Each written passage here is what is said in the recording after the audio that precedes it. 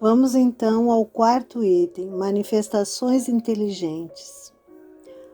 Aqui Kardec se coloca como grande observador e constatou que teriam permanecido no domínio das ciências físicas se não acreditasse na intervenção de uma causa inteligente, que era o véu que se levantava sobre muitos mistérios. Aqui ele deixa claro que existe uma potência inteligente, e se existe, o que é ela? Qual a sua origem? Sua natureza? É superior à humanidade? Todas essas questões se decorreu da primeira, ou seja, da causa inteligente. Explica que essa causa, no início, eram os fenômenos que os céticos denominaram de efeitos do acaso, obra do acaso. As primeiras manifestações inteligentes deram, que nós já sabemos, por meios de pancadas, das mesas que giravam, que flutuavam, e por aí vai. Assim, com determinados golpes, manifestações violentas, enfim, eles foram aprimorando, eles foram desenvolvendo métodos, para atingir o objetivo maior de uma comunicação mais eficaz, Então, os próprios espíritos, esse gênio, tanto ele, um espírito ou os espíritos, aconselharam, então, Kardec, que desenvolver uma técnica através do alfabeto para perguntas e respostas, respostas positivas sim, negativa não. E isso eram feitas com os pés, uma pancada sim, 2 pancadas não. E assim conduziram, no campo totalmente novo de observação dessas comunicações mais diretas, Aí começava então a erguer o véu dos ditos mistérios. E a precisão das perguntas e respostas causaram espanto, principalmente para os descrentes, para os céticos, E aí começa toda aquela investigação. E esse mesmo ser oculto e misterioso que respondia às perguntas feitas a ele, Kardec pergunta sobre a sua natureza. Então este responde que era espírito ou gênio. Esse foi o nome que ele deu. Kardec pergunta qual era a sua natureza, ele responde espírito ou gênio. E ninguém imaginou ali naquela reunião toda, naqueles encontros, que o espírito era o próprio fenômeno que revelou a palavra. Então Kardec diz que muitas vezes, em se tratando das ciências exatas, se formulam hipóteses para ter-se uma base de raciocínio, que ali não era este caso, porque era mais criados métodos. E esse método, do alfabeto ali, tratava-se de um método muito lento. Então, o próprio espírito indicou o outro método. Foi então aconselhado a adaptação de um lápis a uma cesta ou um outro objeto, colocado em cima de uma folha de papel e, consequentemente, vai formando palavras, frases, até chegar a questões filosóficas, de moral, de metafísica e entre outros. E o que é mais importante, com muita rapidez.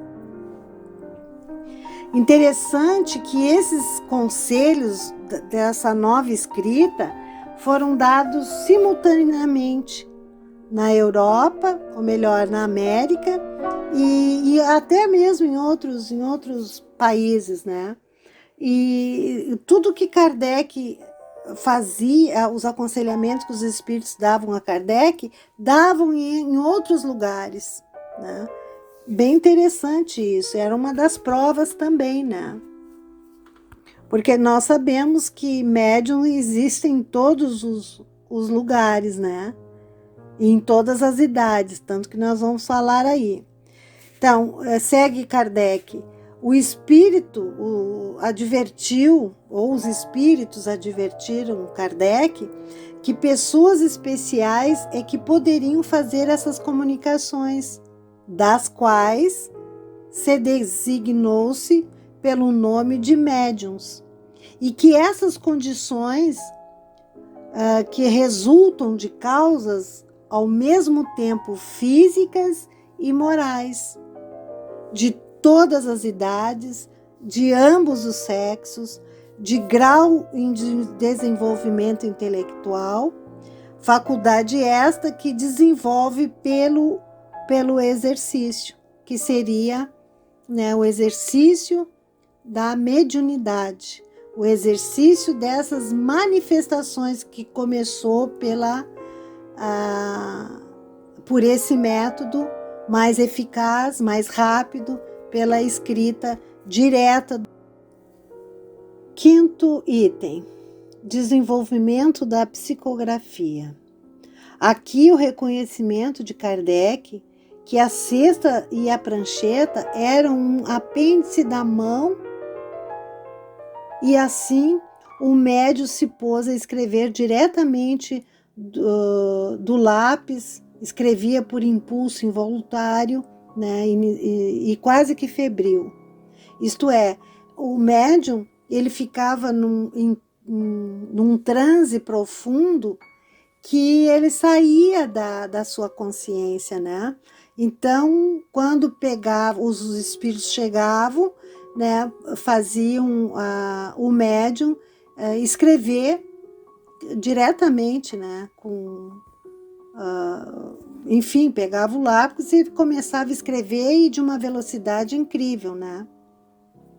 E assim, as comunicações se tornaram mais rápidas, mais fáceis e mais completas. As experiências em desenvolvimento deu a conhecer muitas outras variedades da faculdade mediadora, das quais poderiam se comunicarem pela fala, pela audição, pela visão, até mesmo pelo tato, até pela escrita direta dos espíritos, isto é, sem o curso da mão do médium nem do lápis. Então, ali, Kardec, com esse desenvolvimento, né, dessa potencialidade a esses médiuns, aí já chamados de médiuns, né, ele então, com essas experiências, eles foram descobrindo, o médium começou a falar, o médium começou a ouvir, o médium começou a ver, o médium começou a ter aqueles tatos, né, palpáveis, e até mesmo vinha os espíritos, que nós vamos ver depois esse vocábulo da doutrina espírita, né, que o Kardec se preocupou nisso, né, como nós já vimos lá no início, no primeiro item, que quando se descobre coisas novas, é preciso termos novos, né? Então ele vai dar aqui para essa fala, audição e por aí vai, ele vai dar os nomes específicos que nós vamos ver mais adiante, principalmente lá no livro dos médiuns, que ali é o estudo sistemático da educação, do desenvolvimento, né, da mediunidade, tudo que se precisa saber na prática, né, nesse desenvolvimento, nós vamos aprender mais precisamente no Livro dos Espíritos, no livro perdão, no livro dos médiuns. No livro dos espíritos é esse, né, esse véu que levanta, que tira, né, essa cegueira desta potencialidade. Ainda falta para Kardec, fala ele, um ponto essencial, que é o papel do médium. Ele era tão criterioso que ele se preocupava, que ele perguntava, né? Então ele diz que tem duas circunstâncias reais que escapariam a uma observação de uma pessoa atenta, né? Que a primeira, por que a cesta se move por influência do médium? Então, por que ela se movia? O que ali, né? Qual é o fenômeno no caso, né? Por que o médium fazia a cesta se mover? E também a velocidade da escrita dos médiuns foram verdadeiramente um fenômeno, né? Pois eles não tinham assim eles não iriam em transe, eles não iriam formular todas aquelas ideias da escrita, né? Por exemplo, 3 pessoas colocando junto as mãos sobre a cesta, a cesta se movia. Mas quando os médiuns passaram a escrever sobre a influência dos espíritos e de forma radical, mudaram as suas caligrafias, né? Começaram a falar e começaram a escrever rápido, mudava a caligrafia, o médium começava a escrever, aí daqui a pouco já mudava totalmente a caligrafia do médium, né? E isto é que alterava as suas caligrafias conforme a comunicação escrita pelos espíritos. Assim, tipo, um espírito vão denominar pelas letras, o espírito A, o espírito B, o espírito C, o espírito D, e aí vai. Vários espíritos se comunicavam com os médiuns. Então o médium lá recebia um espírito A, ele começava a escrever, né? Aí daqui a pouco lá o espírito C também o médium começava a mudar a caligrafia, aí voltava lá para o espírito A, mas isso o médium inconsciente, devidamente em transe, né, a sua consciência ausente, e até eles começarem a formular pensamentos entre o médium e o espírito, essa interação mental demorou bastante tempo, né? Então, quando o Kardec ele se preocupou nessas questões, né, da velocidade da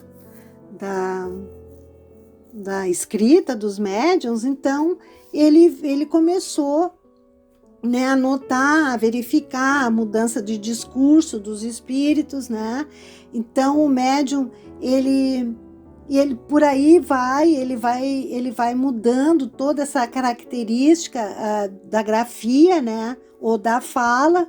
Então, e a segunda circunstância, Kardec coloca questões fora do campo dos conhecimentos, do alcance intelectual do médium. Ele coloca como palavra-chave o conteúdo das mensagens. Isso aí ele era assim, de um critério absoluto, tá? Uma análise muito criteriosa, né? No teor, no conteúdo que ele chama, né? Das mensagens. Se tem influência do médium ou não, que nós chamamos hoje, ele traz, né, no Livro dos Espíritos mais adiante, sobre o animismo, né? Porque às vezes é do próprio médium aquela passagem, aquela mensagem, e então até hoje serve para nós, até em nome da lisúria da doutrina, né? Então nós temos que ter esse critério de analisar essas mensagens ou essas comunicações. Em certos casos, alguns espíritos experimentam pensamento tão elevado, tão sublimes, que emanam uma inteligência superior, a impressão da mais pura moralidade, a vibração que fica no ambiente quando esses espíritos vêm se comunicar através dos médiuns, né?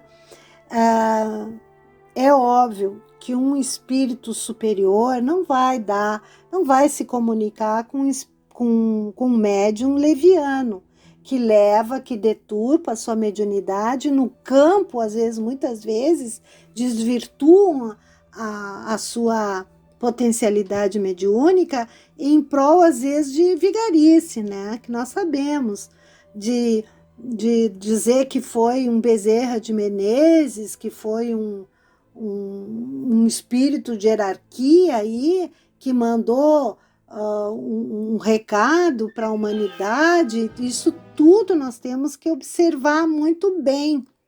Então, esses critérios que Kardec passa, que nos ensina no Livro dos Espíritos, né, todas as obras dele, esse mecanismo chamado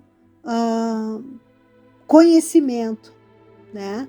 Então, no momento que nós conhecermos toda essa capacidade, não só intelectiva, mas moral do médium, mais elevados são as comunicações, né? Não quer dizer que um espírito superior não vá dar assistência muito pelo contrário, né? Esses espíritos de outras vezes são espíritos levianos, né? Muito levianos, grosseiros, que a gente às vezes se recusa a admitir que a sua origem aliás, que derivam da mesma origem, né? Da mesma fonte. De tão elevado é a inteligência superior, como é ainda esses espíritos atrasados. E isso, no transcorrer dessa obra, né, nós vamos esclarecer todas estas questões. Item 6. O resumo da doutrina espírita. Então, nesse item, Allan Kardec comenta que algum desses espíritos que se comunicaram, eles já tiveram sua existência aqui na Terra, mas que nesse momento eles vivem no mundo espiritual. Assim como nós constituímos o mundo corporal, o mundo físico. Depois disso, Allan Kardec nos apresenta os pontos mais marcantes da doutrina espírita. O primeiro ponto: Deus. Ele é eterno, imutável, imaterial, único, todo-poderoso, soberanamente justo e bom. Ele criou o universo que compreende todos os seres, animados e inanimados, materiais e imateriais. 2. Os seres materiais constituem o mundo visível ou corporal, e os seres imateriais o mundo invisível ou espírita, isto é, dos espíritos. O mundo espiritual é o mundo normal, primitivo, eterno e que sobrevive a tudo. O mundo corporal é apenas secundário e ele poderia deixar de existir ou jamais ter existido, sem alterar a essência do mundo espiritual. 4. Os espíritos revestem temporariamente um envoltório material perecível, que é o corpo, cuja destruição pela morte devolve-os à liberdade. Aí agora Allan Kardec ele introduz aquilo que constitui o homem encarnado, dividindo em 3 coisas. A primeira, o corpo. O corpo como um ser material, animado pelo mesmo princípio vital. A alma, ou ser imaterial, seria o espírito encarnado no corpo, né? E o terceiro é o elo que une a alma e o corpo, o princípio intermediário entre a matéria e o espírito, que mais tarde ele vai denominar como perispírito, que tem essa função de elo, é um envoltório semimaterial que permanece com o espírito após a morte, também chamado de corpo etéreo. Allan Kardec apresenta-nos as divisões das classes dos espíritos, dos seres mais evoluídos, seres de primeira ordem, são espíritos superiores, angelicais, seres perfeitos, amorosos, mais próximos de Deus, pois eles têm a pureza elevada dos sentimentos. E aí ele mostra as classes mais inferiores, que são seres mais imperfeitos, inclinados às mais diversas paixões, como o ódio, a inveja, os ciúmes, o orgulho, ou seja, eles se comprazem no mal. Entre essas duas classes há os que nem são muito bons e nem são muito maus, é uma classe intermediária. São mais perturbadores do que malvados, e a malícia e as inconsequências parecem ser suas características. São os espíritos inconsequentes ou também chamados de levianos. Allan Kardec também comenta que é através das múltiplas existências que o espírito evolui, nunca retrocedendo. Porém, a rapidez desse processo cabe a cada indivíduo e da sua consciência, ou seja, depende dos seus esforços para chegar a essa perfeição. Depois da morte física, a alma se desprende do corpo e retorna ao mundo dos espíritos, onde tinha saído. Não habita uma região determinada, então eles estão por toda a parte do espaço, vendo-nos, esbarrando em nós incessantemente. Eles, na verdade, exercem sobre nós uma ação incessante, agindo sobre a matéria e sobre os nossos pensamentos. Sendo eles espíritos bons, nos influenciam positivamente, nos auxiliando nas provações da nossa vida. Agora, os espíritos maus nos incitam ao mal. Quanto às manifestações dos espíritos, podem ocorrer espontaneamente ou quando são chamados ou evocados. Qualquer espírito de qualquer classe ele pode ser evocado. Os espíritos superiores se comprazem nas reuniões sérias, onde dominam o amor do bem e o desejo sincero de se instruir e de se melhorar. Já os espíritos inferiores, não se deve esperar deles senão futilidades, mentiras, brincadeiras de mau gosto ou até mistificações, porque frequentemente eles tomam nomes venerados para melhor induzir o erro. Isso é muito comum, a gente tem várias mensagens que depois são desmistificadas. Então, para distinguir a origem das manifestações, se elas são sérias ou se elas são falsas, né? Allan Kardec diz que é muito fácil. Basta se observar o conteúdo da mensagem transmitida. A linguagem dos espíritos superiores é constantemente digna, nobre, impregnada das mais elevadas moralidades. A dos espíritos inferiores, ao contrário, ela é inconsequente, frequentemente trivial e até grosseira a maioria das vezes. E aí Allan Kardec finaliza o item dizendo que os espíritos superiores nos ensinam com orgulho, que o orgulho e o egoísmo e a sensualidade são paixões, ou seja, são aprisionamentos ilusórios da matéria. Então ele nos instrui a desprendermos da matéria através do amor sincero, desenvolvendo nossas potencialidades a fim de sermos úteis à humanidade.